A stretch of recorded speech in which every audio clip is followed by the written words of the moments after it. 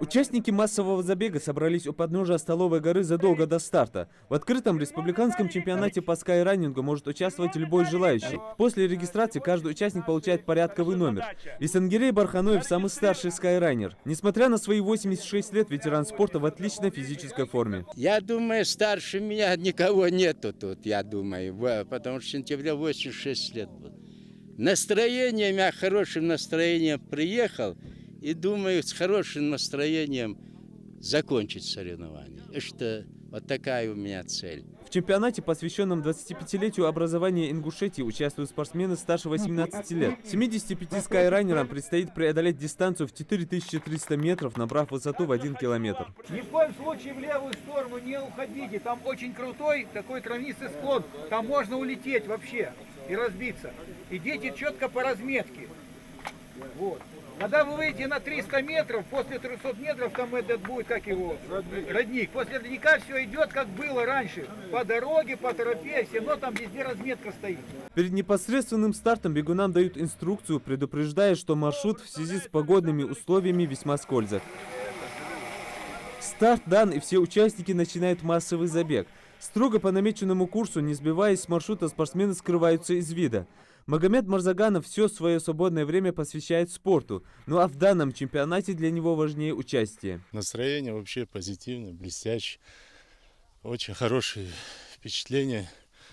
В горах родной Ингушетии, можно сказать, увидел много спортсменов, познакомился.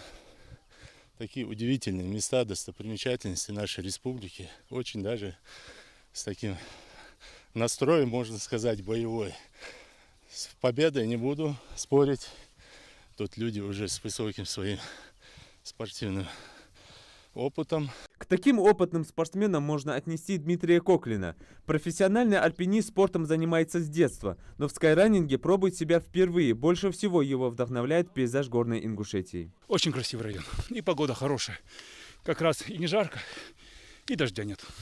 Дойдя до высоты 800 метров, спортсмены сталкиваются с густым туманом. Но несмотря на это, участники преодолевают вертикальный километр. На вершине их ждет храм-святилище Мятсели, одно из 3 культовых сооружений, расположенных на горе Мятлом. Участники по одному прибывают к финишу, где их ожидают судьи, которые фиксируют время. Номер 110, 046. Но подняться на вершину — это только полдела, скайранерам еще следует спуститься. Но бегуны готовы на все ради достижения поставленной цели. С награждением победителей долго затягивать не стали. Первое место в этой группе занял Юсупов Иса Ахметович.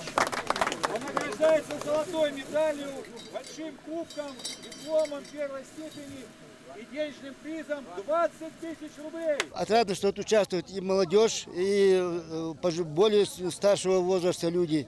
Желательно, чтобы в будущем побольше наших людей стремилось посетить свои горы, отметить наш праздник, собираться и любить свою родину, свою республику, нашу Россию и нашу природу. Где-то на 45 минут я улучшил свой результат, который был 25 мая.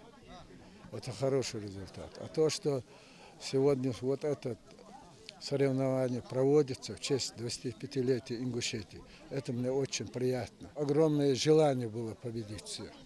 Но в спорте это получается, побеждает только сильнейший. Ингушетия в этом году уделила особое внимание развитию альпинистских дисциплин, а забег на Столовую гору прошел на высоком уровне, отметил директор чемпионата Александр Пятницын. Эти соревнования мы покажем, значит, в Москве на президиуме Федерации альпинизма России.